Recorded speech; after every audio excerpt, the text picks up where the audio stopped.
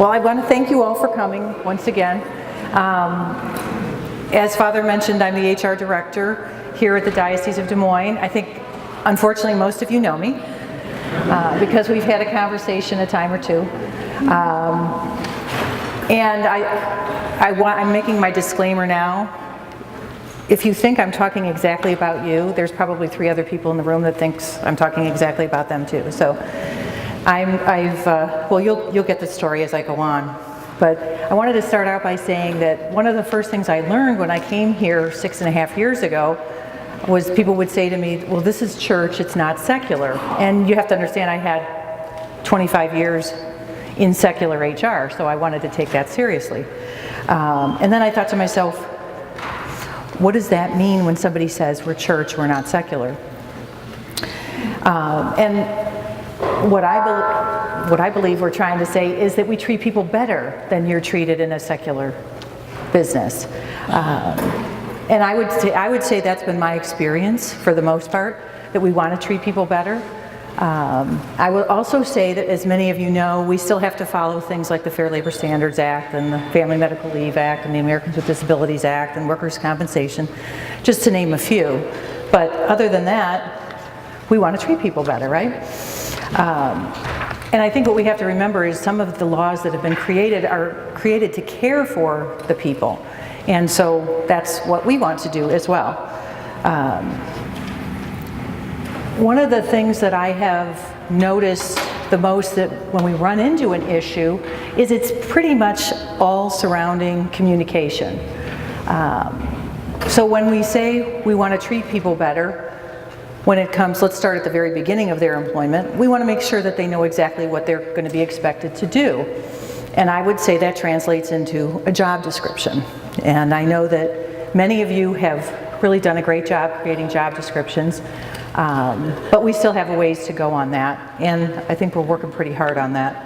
I think the other piece of the puzzle for an important and successful employment relationship is that when you're hiring the person, that you know that the person is capable of doing the job you need them to do. And Bishop alluded a little bit to that this morning about the hiring process, and I'm going to talk a little bit more about that. I also believe that we have to provide people the tools to do their job. So that might include making sure that they have the proper equipment, that they have the proper software, that they've been trained on how to do these things. Another piece, and this is really top of the list of communication, is providing employees coaching and feedback. When a person starts, there should be an expectation that there will be a certain level of training that they're going to go through. It's great if the previous employee in that position is there to do the training, but that's not always the case, and sometimes that's by design. You don't necessarily want the person who's been in the position before to do the training for one reason or another.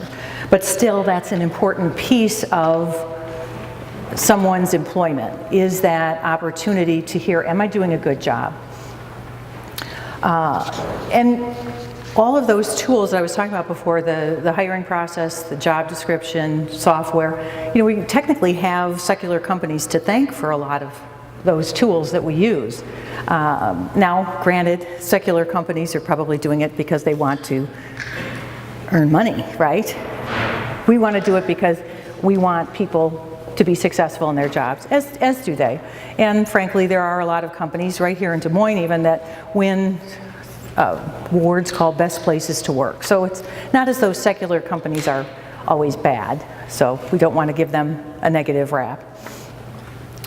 So I have created a nice little scenario at the parish called St. Cyprian, because I'm pretty sure we don't have a St. Cyprian here, so made up this school and parish.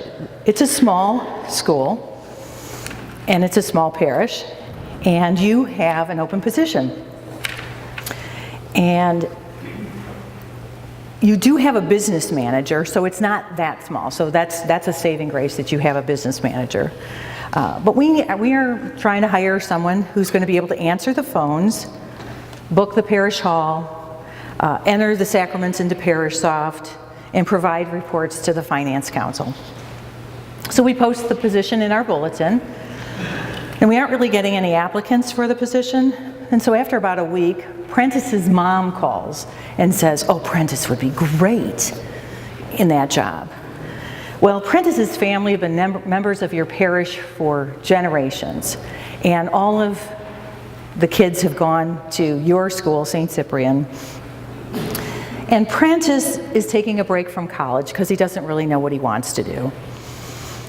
He's outgoing and he's friendly and everyone likes him, so you think, oh, he's going to be fine. He's going to do a great job. So we hire Prentice. So there's been no interviewing, there's no real job description, there's been no background check. But things seem to be going great at first. He's a self-starter.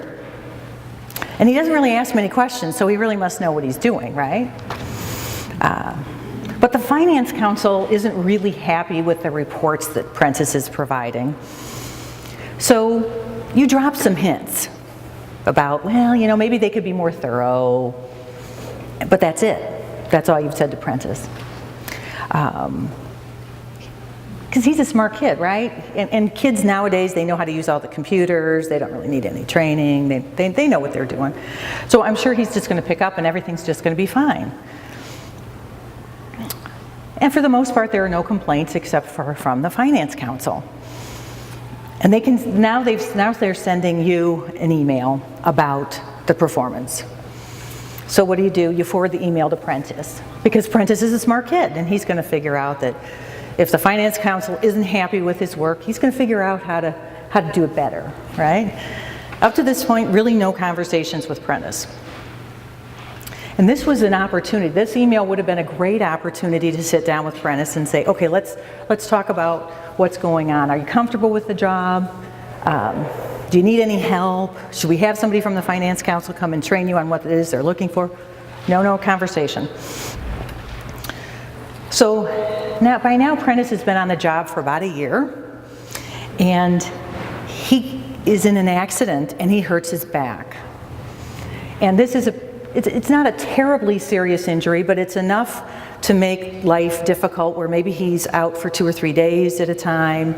Maybe there's a whole week that he's gone. It's just a challenge. You're not sure when he's going to be there. He's not sure when he's going to be there. And so you're starting to get frustrated because you're not sure that the work is going to get done in time. You got a volunteer that's come in to answer the phones, but the volunteer can't do the finance reports. You've also had a parish review, and it's surfaced that nothing's being entered, none of the sacraments are being entered in parish soft, which is a big deal, right? But you didn't know this before. So by the time you call me, because you remember to, oh no, I forgot the most important thing. The Finance Council unanimously decides that Prentice needs to leave. You need to get rid of Prentice, right? And so you're thinking, gosh, I don't know what to do about this, but I do know I better call HR before I let somebody go, right? Everybody in the room knows that, right? So by the time you get to me, you're really frustrated and you want him gone. You just don't want to have to deal with this. So after I get permission to talk to you, I'm getting information from you that okay, let's try to get the whole story, right? So first I know that, okay, he's been in an accident and he's been there more than a year, so he's probably covered under FMLA. And of course, we haven't been counting FMLA, so now we can't really count much of the time that he's been gone as a result of his accident, but you still have to offer him up to 12 weeks of unpaid job-protected leave under the Family Medical Leave Act. So that's one piece that we have to deal with. And then the other piece that we have to deal with is the performance. And so we start talking about, has there been any conversations with Prentice? Well, you know, he's a smart kid, he should know better. And, oh, there was this email. And then I dropped these hints. Well, of course, we all know none of this has been documented, except for, of course, the fact that there could be demonstrated that the email was forwarded to him. But there's really been no conversation, and there's definitely not been any conversation that says that we need you to improve your performance if you're going to continue to work here, right? So it's, once again, I'm sure many of you feel like you've experienced at least a piece of these. So we've had our conversation, and we start working together to have a plan. I help you figure out what forms you need so you can get that going with FMLA, because if nothing else, we've really got to get the FMLA clock ticking, get that going. Then the second piece is that we work out what is in fact going on with Prentice's performance and create a performance improvement plan, which includes conversations with him. The first you sit down and you're talking about his actual performance and what he is doing, what he's not doing, what he needs, because that's another piece of it. Prentice, what do you need? You know, I mean, you've been doing these finance reports, but they haven't been enough. What's your challenge with them? So it's just really a conversation around that, but also explaining we really have to get this fixed. Another important piece to remember, and I know I'm throwing a lot, but this is HR issues, right? We only have a half an hour, so I'm going to do a whole little, as much that I can cram into this as I can. Prentice doesn't understand that he could be losing his job because he's not doing that work. He may not even know how to do the job. He may not like to do the job, or he may not have understood what the expectations of that particular piece are. And clearly, if he's never done anything ParishSoft, my guess is he doesn't even know how to use it, right? So all of these things are part of a performance improvement plan for Prentice. So we sit down, because the most important thing at this point are the conversations and the documentation of the conversations, and then making sure we're honoring whatever kind of restrictions he has as a result of his family medical leave. And as you're documenting that information and those conversations, you find out from Prentice, how does he really feel about the job? You know, because let's face it, Prentice just took a break off of school, right? Does he see this as his lifelong dream? Is he bored? Does he really want to be there? So we have three possible outcomes with Prentice, okay?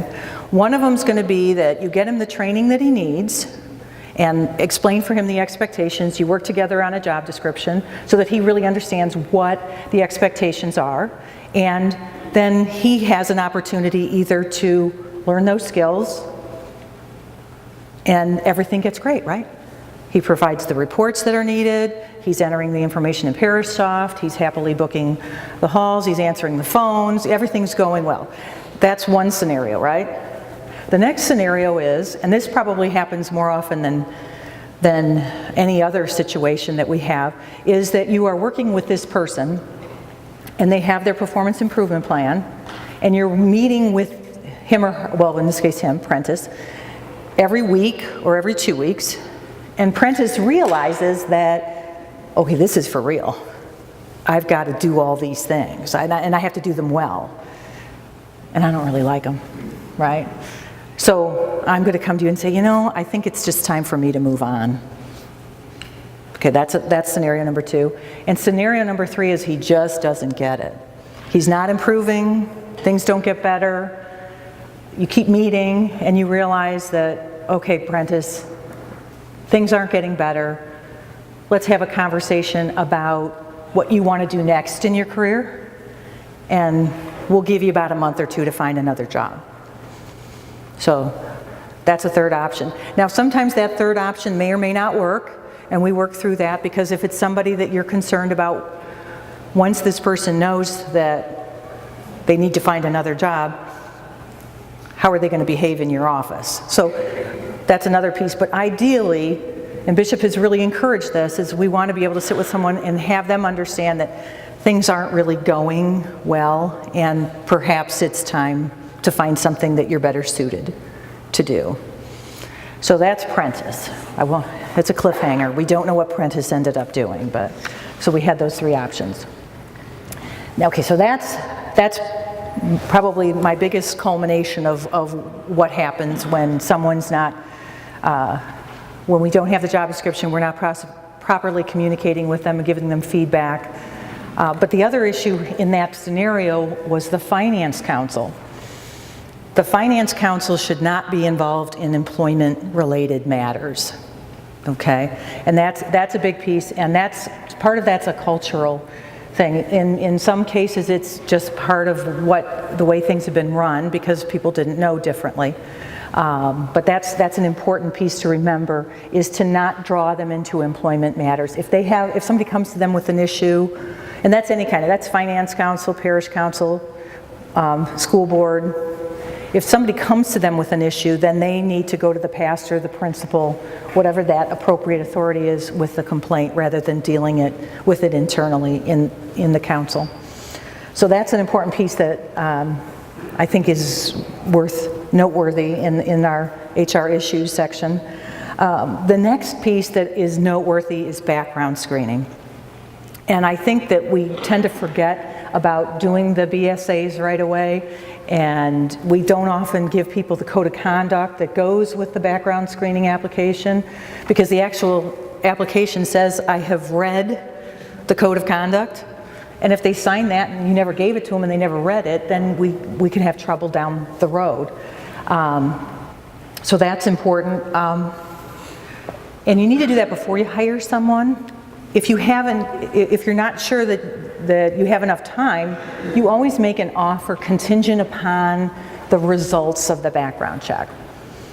That's because then that gives you the out, if something does come up, to say, I'm sorry, this came up, and I usually am the one that makes the call to you. So people don't like it when I call them after a background screening, that's for sure. And let me tell you why, because we've had this happen on 3 separate occasions, where someone was hired, they start working, and then we get information that that individual is on the DHS's child abuse registry for having abused a child. So when you make that contingent offer, what you want to say is, this offer is a result, or is based on, contingent upon the results of the background screening application, which part of that is the child abuse registry, because people know if they're on the child abuse registry.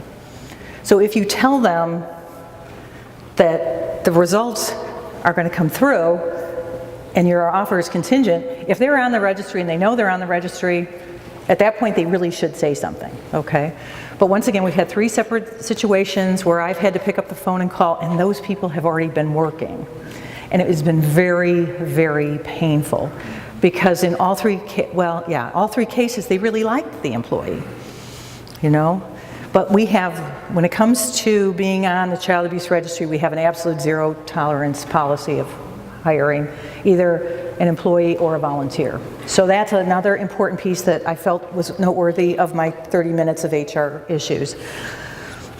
The other thing that I think is really important to talk about is something called the right fit.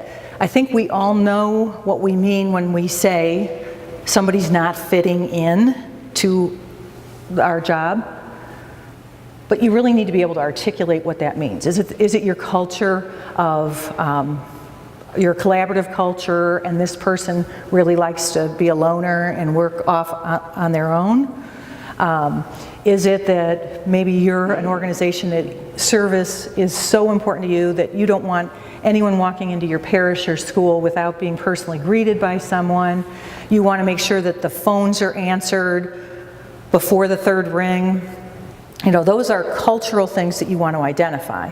And the reason that that's important is because we can write interview questions that will help you identify that, as well as identifying how to ask them if they could do the job. I'll give you some examples of what I'm talking about when I'm talking about interview questions. So the example I have here is, give me an example of a time when you made a mistake. Give me an example of a time when you had to deal with a difficult coworker. Give me an example of a time that you had to manage multiple deadlines. And I can help you write those questions. It's not, I've done that so much, it's like I sleep doing that. But the thing is you want them to give you a specific example. Because what most people are going to tell you is they're going to start out by saying, well, I usually handle it this way. Well, okay, you can make something up that you usually do. But when you say to someone, give me a specific example, They have to think. And guess what? Pregnant pauses are way okay. You're in no hurry. You know, let them think. Let them think about exactly how they want to answer that question, because you're asking that question because you want to know how they handle that.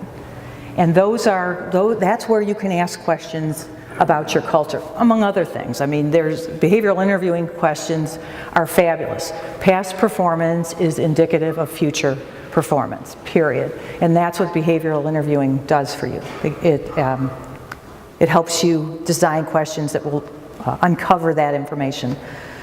The other item I wanted to talk about that is, I call it a cousin of fit, it's the bad attitude. And we've all said that about somebody at one time or another, right? Oh, they just have a bad attitude. Well, the neat thing about the attitude is it always surfaces in a behavior, right? So attitude sounds nebulous, but when you say somebody has a bad attitude, there is a behavior that corresponds with that attitude that you can identify. So is that person slamming doors or drawers, or are they rolling their eyes or doing heavy sighs? You can identify what you mean when you call me and say they just have a bad attitude. So just remember that. Don't think of attitude, think of behavior, okay? This is where communication comes in a huge way, because you can sit someone down right away, especially if they're slamming drawers and doors. You just call them in your office for 2 minutes and say, oh, I've noticed that you're slamming doors and drawers today. Can you tell me what's going on? And then just shut up. You know, give them a few minutes to talk and hear what they have to say. Now, maybe it's something really important and horrible going on in their life, and it gives you a chance, once again, to be church instead of secular employer, and say, okay, you know, what can we help? What do you need? Is there something that we can do for you? That kind of thing. If it's just that they're upset because their coworker, they don't think the coworker's working hard enough. Nobody works as hard as I do around here. I mean, we've all worked with somebody that said that too, right? Nobody works as hard as they do, and everything's awful, right? So you can uncover that, and especially if it comes to something like that, you can say, well, we're not talking about so-and-so right now. We're talking about you and what's going on with you. And you always want to circle back and say, I'm sorry that this is going on in your life, but I need to tell you that we don't slam drawers and doors in our office. If you're having a bad day and you need to take the afternoon off, that's what you need to do. We're okay with that. But we can't have this kind of behavior. Does that make sense? Those are what I call simple conversations. Now, the first one, you might make a little note in your calendar. Okay, I talked to so-and-so on that day about the slamming drawers and doors. But then if it keeps happening, now you're going to progressively work into more of a disciplinary piece where you're documenting and say, okay, we talked about this 2 weeks ago, and it's still happening today. I got to write it down. I got to write it up, and it's going to go in your folder. You know, that kind of thing. So you have to get to a point where the documentation has to start happening if there is behavior that is not appropriate in the work environment. Even church, there's behavior that we don't want to have. And documentation is the biggest area all time that I'm saying is what's missing the most, is that documentation. So I think that if there's anything that we can do, and in your folder there is a form that will help you with that. And I think Frank is going to be talking about risk management from an HR or from a legal perspective and an HR perspective. So I think we'll probably talk a little bit more about how to document things. So communication, documentation.